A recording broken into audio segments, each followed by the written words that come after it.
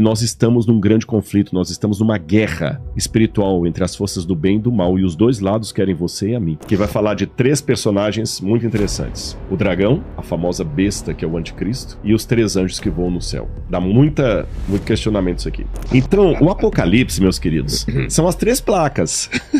Você tá entendendo? A volta de Jesus é a 4ª. Você foi avisado. Você foi avisado. Uma das maneiras que Deus tinha de revelar a profecia para o povo era misturar a história do povo de Deus com a história do Messias de Deus.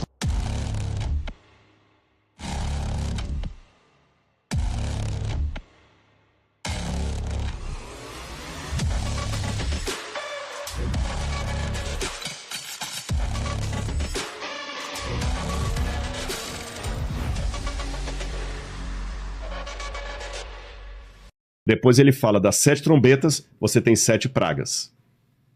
Aí tem um miolo de tudo, que é Apocalipse capítulo 12 a 14. Tá. Que vai falar de 3 personagens muito interessantes. O dragão, a famosa besta que é o anticristo, e os 3 anjos que voam no céu. Dá muito questionamento isso aqui. Então vamos lá. No capítulo 12, começa assim: viu-se grande sinal no céu. Semeia megalon. Semeia megalon. Um grande sinal no céu. E o que João viu? João fala, eu vou resumir aqui, o pessoal pode ler depois em casa na Bíblia. Ele viu uma mulher no céu. Uma mulher vestida de sol, tendo 12 estrelas na cabeça. 12 estrelas na cabeça. 12 tribos? Do povo de Deus. Ah, o povo de Deus. E uma lua debaixo dos pés. Eu acho que tem uma foto da mulher aí, olha lá. Uma representação, de novo, né? inteligência artificial. João viu mais ou menos isso aí. Olha lá, presta atenção na mulher, os detalhes dela. Ela tem 12 estrelas na cabeça, tá bem? 12 estrelas na cabeça. Ela está vestida de sol. Aí não representa bem a inteligência artificial, mas quiser, tá brilhante. E ela tem a lua debaixo dos pés. E olha que ela tá com um barrigão ali, olha. Grávida. Que ela tá grávida. E a Bíblia fala que ela gritava com fortes dores porque ela ia dar à luz. O que é que eu falei lá? O princípio das dores, que eram dores de contração de parto. Na mentalidade judaica do Antigo Testamento, a mulher sempre representou o povo de Deus. Sempre foi o povo de Deus. Há várias passagens. Por exemplo, Cantares. Olha, presta atenção nos detalhes. A mulher tinha, vamos pegar os símbolos dela. Na cabeça, uma coroa de 12 estrelas. Debaixo dos pés, a lua. E ela estava vestida de sol. Quando a gente viu os 3 sinais siderais antes da volta de Jesus, que a gente leu em Mateus 24 e também nas também, fala assim: o sol tornou-se negro, a lua não deu sua claridade, as estrelas caíram do firmamento. Exato. Os mesmos elementos estão ali. Quando a gente vai, por exemplo, a Cantares capítulo 6, versículo 10, olha como é que Cantares capítulo 6, versículo 10, olha como é que Salomão fala da sua amada, que para muitos é um símbolo do povo de Deus. Quem é esta que aparece como a alva do dia, bonita como a lua, pura como o sol, impressionante como um exército com bandeiras? Tá vendo? Ou seja, os mesmos elementos. Quando você vai ao livro do Gênesis, o José do Egito, que é uma história bonita, você põe um pouquinho para mim? Claro. Obrigado. José do Egito, ele tem um sonho. Obrigado. E ele sonha com o pai, a mãe e os irmãos dele se prostrando diante dele. E no sonho ele diz que viu o sol, a lua e 12 estrelas. Tá certo? Sol, lua, 12 estrelas. Então a gente vê aqui o símbolo do povo de Deus. E a mulher sempre é o povo de Deus. Não é só no Antigo Testamento, não. A cultura cristã sempre interpretou a mulher como símbolo do povo de Deus. Tanto é que na Idade Média, os teólogos católicos falavam muito do mistério da casta meretrix. Eu vou desenvolver esse assunto daqui a pouquinho. Traduzindo literalmente, casta meretrix seria a pura prostituta. Para não falar o nome feio aqui. Sim. Você entendeu? A pura prostituta. Mas é prostituta, ela não é... Ou virgem prostituta. Não faz, casta pode ser virgem também, né? Embora você tem virgo em latim, casta é aquela mulher que nunca teve relação sexual. Ou ela é casta ou ela é meretrix. Não tem como ser casta e prostituta. É as duas coisas. Por quê? O povo de Deus tem um lado dele que ele fica fiel, que é puro, e tem um lado do povo de Deus que corrompe. Por isso que fala da casta meretrix na teologia católica, que está correto. Então, no judaísmo, eles sempre entendiam que Israel iria dar à luz ao Messias. Lá no Mar Morto, nos manuscritos encontrados naquela caverna que você viu, fala muito isso de Israel sofrendo dores de parto para dar à luz ao Messias. E ao que tudo indica de alguns documentos judaicos e da interpretação cristã, o povo de Deus sofre dores de parto 2 vezes. Para que o Messias venha uma primeira vez e para que o Messias venha uma segunda vez. Na primeira vez ele vem humilde montado no jumentinho. Na segunda, ele vem com poder e grande glória nos céus. A segunda volta de Cristo não vai ser do outra face, ele vai vir brabão. Vai vir até brabão. Brabão. Vai brabão. vir pra lutar. Tá certo? Brabão, né? É, brabão. Pra derrotar pra os derrotar exércitos. tudo, exatamente. Você tá entendendo? É aquele negócio, a gente tem que tomar cuidado. Tinha um vendedor de livros que vendia livro de porta em porta, e um dia ele entrou numa casa e viu uma placa assim, cuidado, cachorro bravo. Eu não entendo isso aqui, não tem medo não. Passou mais um pouquinho, outra placa. Se você vê até que volte, cachorro bravo. Ele andou um pouquinho, só tava aquela tarja, aquela cara do cachorro com... Ele passou as 3 placas. Quando ele andou um pouquinho, rapaz, veio um Doberman e um Rottweiler correndo lá, que o bicho nem tocava no chão. E atrás ainda vinha um vira-latinha, daquele que tem um dentinho assim, né? Quando ele viu os 3 cachorros vindo, ele desesperado, ele correu, largou pasta para um lado, prospecto para o outro, e a primeira árvore que ele tinha, ele subiu, e a árvore ainda tinha aquele espinheiro de Cristo embaixo, que ele rasgou todo, machucou todo, mas na adrenalina, todo machucado em cima da árvore. Quando ele chegou lá em cima da árvore, os cachorros latindo lá embaixo, ele encontrou uma 4ª placa que dizia, idiota, você foi avisado lá embaixo. Então, o Apocalipse, meus queridos, são as 3 placas. Você tá entendendo? A volta de Jesus é a 4ª. Você foi avisado. Ninguém vai ficar sem ignorante. Então, nesse aspecto aqui, essa mulher, ela sofre 2 vezes a dor de parto. Uma primeira, quando ela dá à luz ao Messias, que ele vem a primeira vez, e a segunda vez, quando ele volta com poder e grande glória. É por isso que Jesus, quando vai falar da volta dele, ele fala, tudo isso é o princípio das dores. Percebeu? Paulo também vai usar a mesma figura de linguagem, como uma mulher que está em trabalho de parto, etc. Agora, Israel deu à luz ao Messias? Deu, através de Jesus. E essa mulher, então, representa o povo de Deus do Antigo Testamento. Ou melhor, deixa eu me corrigir minha frase. Essa mulher representa o povo de Deus num primeiro momento do Antigo Testamento, dando à luz ao Messias. É por isso que, sendo Maria uma mulher judia, que Maria era judia. Maria era judia. Sendo Maria uma mulher judia da tribo de Judá, que dá à luz a Jesus, e ela é perseguida por um tirano chamado Herodes, que mata todas as criancinhas de Belém, que queria achar a criança para matar, esse quadro é revivido por João aqui. Porque João fala que vê a mulher vestida de sol, e ela está sendo perseguida por um dragão. Tem a imagem do dragão aí? Olha a imagem do dragão. Eu vou ler enquanto ele coloca a imagem assim. Viu-se também outro sinal no céu, e eis um dragão grande vermelho com 7 cabeças e 10 chifres, e nas cabeças 7 coroas. A sua cauda arrastou a 1/3 parte das estrelas do céu, as quais lançou para a terra.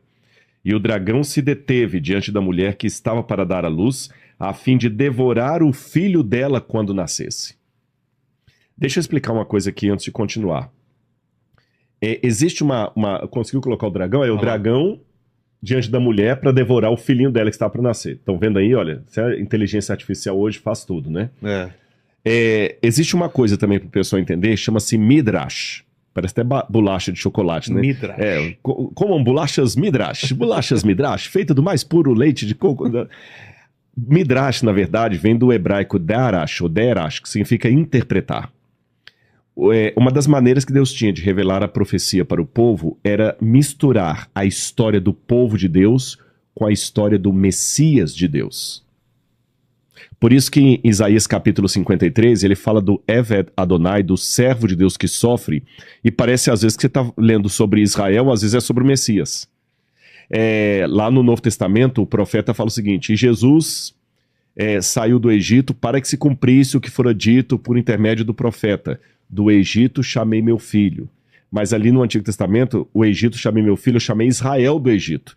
Mas aqui ele fala, e chamei o Messias do Egito. Por que isso? É porque Deus se importa tanto conosco que a nossa história também é a história dele. De dor e sofrimento. Quando, por exemplo, o apóstolo Paulo, que na época se chamava Saulo, estava perseguindo a igreja, ele viu uma luz diante dele no caminho de Damasco, e a luz falou assim, Saulo, Saulo, por que me persegues? Atos 9, verso 6.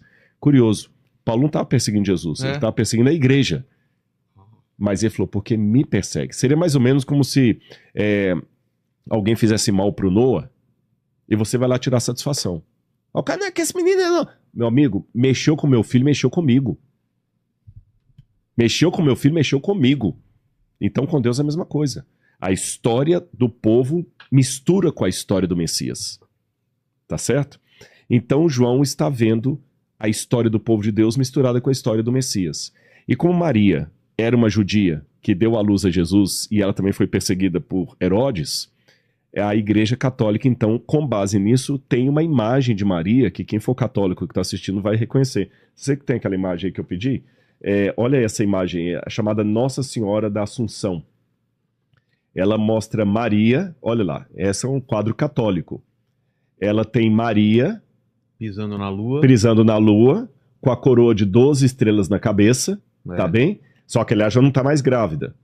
Algumas imagens de Maria, Nossa Senhora da Assunção, ainda mostram o dragão debaixo dela. Que eu já vi em algumas igrejas católicas, tem imagem de Maria, ela assim, e debaixo dela uma serpente toda assim retorcida, porque é o dragão. O dragão e serpente é a mesma coisa aqui. Entendi. Então, recapitulando, é o povo de Deus que dá a luz ao Messias. E o dragão, quem que é? Os inimigos do povo de Deus. Outra coisa interessante, na Bíblia, eles misturam às vezes símbolos de potências com símbolos de monstros. Não é só na Bíblia, não. Se você for estudar a arqueologia da Pérsia, da Babilônia, mesmo do Egito, ou até Roma, você vê que eles simbolizavam os grandes poderes por grandes monstros. Então, se eu quero falar, por exemplo, dos Estados Unidos, eu vou falar de um monstro. Se eu quero falar da Rússia, vou falar de outro monstro. É a maneira simbólica de falar de um poder. Então, que monstro era esse que estava perseguindo a mulher? Esse monstro aqui, ao mesmo tempo, ele é o diabo e é o Império Romano. Porque na época de João, quem mandou João preso pela ilha de Patmos? Império Romano. Quem perseguiu a igreja? Império Romano. Nero, aqui no caso era Domiciano, era Roma. E ao mesmo tempo Roma é o diabo. Peraí, Rodrigo, agora me confundi um pouquinho. É Roma ou é o diabo? Veja bem, nós com o nosso olhar carnal, a gente só vê a pessoa agindo. Por exemplo, eu só vejo Lenin matando um monte de gente, mas o profeta vê Lenin e o diabo agindo através de Lenin. Entendi. Eu vejo apenas um grande pregador do evangelho, mas o profeta vê o pregador e o Espírito de Deus falando através daquele pregador. Quem tem a visão espiritual, lembra daquele filme, fugiu o nome agora, que era egípcio, que o pessoal puxava o portal do tempo Stargate? Assim. Stargate. Que tinha ao mesmo tempo um universo paralelo. É mais ou menos como se fosse um universo paralelo. Você entendeu? Quando você tem uma relação espiritual com Deus, você vê mais do que simplesmente coisas humanas. Entendi. Você vê o mundo espiritual por trás daquilo. Seja o mundo espiritual do bem, falei, o Espírito Santo usando um pregador para falar de Jesus para mim, seja o mundo do mal, o diabo tomando um ditador para promover uma carnificina. Entendi. Isso não retira a responsabilidade humana. Nós não somos marionetes na mão do sagrado. O pregador está sendo usado pelo Espírito Santo, mas ele tem a liberdade dele. O cara do mal, ele está sendo usado pelo mal, mas ele aceitou o mal. Ninguém é marionete. Então aqui, o dragão é ao mesmo tempo o diabo e é ao mesmo tempo Roma, que o diabo estava usando para perseguir a igreja, para perseguir a mulher, para perseguir o povo de Deus. Aí diz que quando o dragão tentou devorar a criança foi arrebatada. O Apocalipse fala que a criança foi arrebatada e foi até o trono de Deus. E quando a criança foi ao trono de Deus, o que aconteceu? Aquela mesma mulher, ela fugiu para o deserto. Então olha a cena. Aqui está a mulher, ela dá a luz ao bebê, o dragão quer devorar o bebê, não consegue porque o bebê é arrebatado para o céu. A mulher foge para o deserto e o dragão vai para o céu atrás do bebê. Só que quando o dragão chega no céu, ele dá com burros na água. Porque ele chega no céu e não é um bebê que vem recebê-lo, é Miguel. Opa! Miguel e seus anjos vieram pelejar. E olha o que diz aqui a Bíblia. Que derrotou... Que derrotou o dragão. Estourou um terço do céu, né? Exatamente. Lembra que o dragão arrastava a terça parte das estrelas do céu? Então estourou guerra no céu. Miguel e seus anjos lutaram contra o dragão. Também o dragão e seus anjos lutaram, mas não conseguiram sair vitoriosos e não havia mais lugar para eles no céu. E foi expulso o dragão, a antiga serpente que se chama Diabo e Satanás, o sedutor de todo mundo. Ele foi atirado para a terra e com ele os seus anjos. Tá fazendo uma ligação com a serpente Bingo! Do pecado original. Exatamente. E olha que interessante, se a gente lembrar do pecado original, a gente lembra 3 coisas que estão ligadas aqui. A Bíblia, ela conversa, essa intertextualidade, a Bíblia, os capítulos conversam. Lá no Éden, você tinha uma mulher. Certo. E uma serpente. A serpente falou com a mulher, vocês serão iguais a Deus. Não foi o que a serpente falou? Se comer do fruto, vocês vão ser iguais a Deus. Interessante que aqui, o ser que combate a serpente no céu e a expulsa, chama-se Miguel. Sabe o que significa Miguel? Não. É um nome em hebraico. Mi, em hebraico, é quem. Mi pode ser quem ou de onde, mas aqui no caso é quem.